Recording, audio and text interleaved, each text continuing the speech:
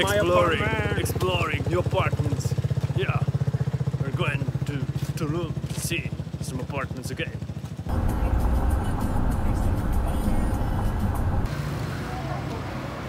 Llegamos tarde. Prišli sme práve do Tulumu. Prišli sme neskoro na prvú obhliadku. Takže sa ideme pozrieť na druhú obhliadku. A potom dúfame, že budeme môcť vidieť aj tú prvú obhliadku. A medzi tým bude druhá obhliadka. Potom bude tretia obhliadka. Práve sme si sa pýtali na cenu taxíku z mesta do štvrte La Valletta, kde ideme pozrieť na nasledujúci dom, byt, alebo niekoľko bytov. A taxík nám povedali, že stojí 300 pesos, ale pravdepodobne, ako Lukáš zistil, je to kvôli tomu, že stoja pred nástupišťom autobusovým. A túto kúsok ďalej, asi 10 minút predtým, sa Sabina pýtala na taxík a povedali nám, že 70 pesos.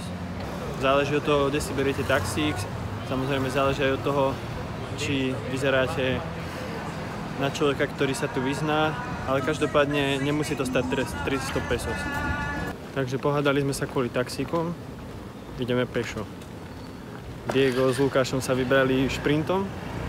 Diego asi cíti tlak, pretože on dohodol stretnutie, tak si povedal, že tam asi chce byť na čas. My sme takí lenivší. A tak si vykračujeme smelo a v kľude. A tento týpek nám povedal, že byt bude niekde v centre, ale vôbec nie v centre. Je vlastne vzdialený nejakých 6 minút autom od hlavnej cesty, ktorá prechádza centrom. A 6 minút to je preto, lebo to je ako taká hlavná cesta, čo ide smerom na pláž. Nie je to centrum teda. Je to štvrť La Valletta. Tak ako aj ten prvý, ktorý sme nestihli.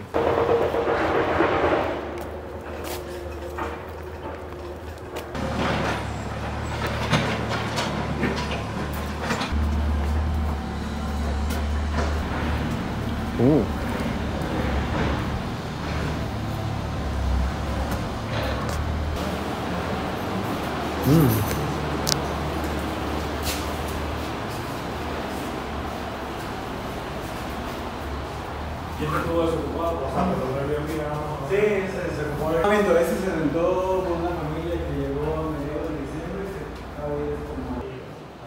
¿Qué está ahí arriba? Un otro departamento.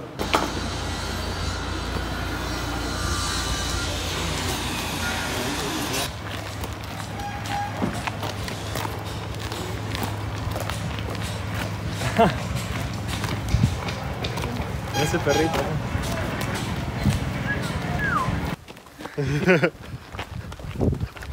Esa tecno es como el cacao.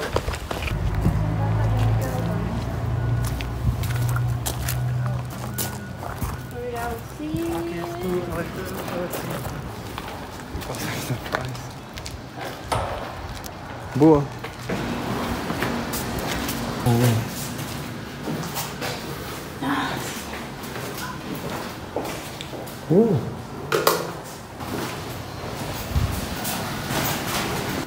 Gauč. Kuchynka.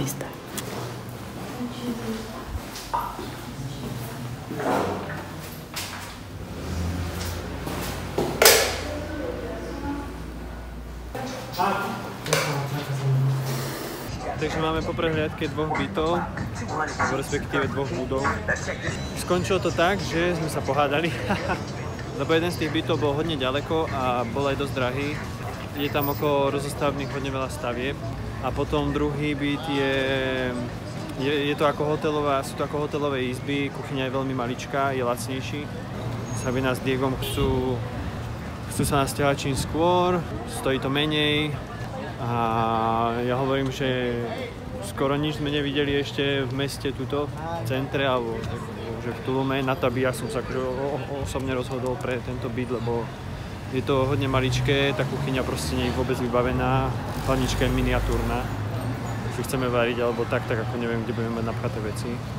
rád by som videl ešte nejaké iné možnosti pred tým, ako by som sa rozhodol pre tento byt napríklad. Takže sme sa trošku pohádali, ja som povedal, že ideme ešte pohľadať nejaké ďalšie a uvidíme, čo z toho vznikne. Ten prvý, čo som natočil, ten bol za 16 000 pesos a ešte tam chceli 1500 za podpísanie zmluvy, aby sa nezdvihol nájom za 6 mesiacov, čo tam budeme, či nejaká sprostosť. A platí sa tam navyše len za elektriku, je krásny priestor, priestranný. Ten druhý stojí nejakých 13 500, myslím. Platí sa ešte navyše elektrika. Není to také zlé, len ako keby proste by som rád videl, že či tu nebude niečo trošku lepšie, lebo napríklad ani okná tam nie sú, takže ako keby vôbec tam nie je nejaké prirodzené svetlo vnútri a je to proste ako hotelová izba, hej. Teraz keď si predstavíte 6 mesiacov tam bývať, akože dá sa. Pravdepodobne tam asi skončíme. Nechcem sa vzdať, chcel by som vidieť, či tu ešte nie je niečo lepšie za tú cenu. Všetci zničení, pohádaní. Oh, con chaya, qué rico.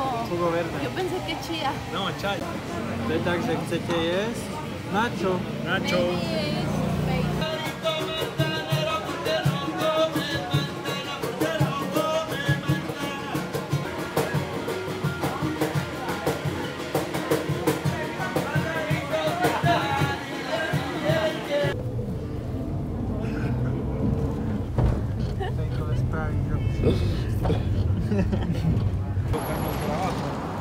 De lo que sea. ¿Dónde estás buscando trabajo?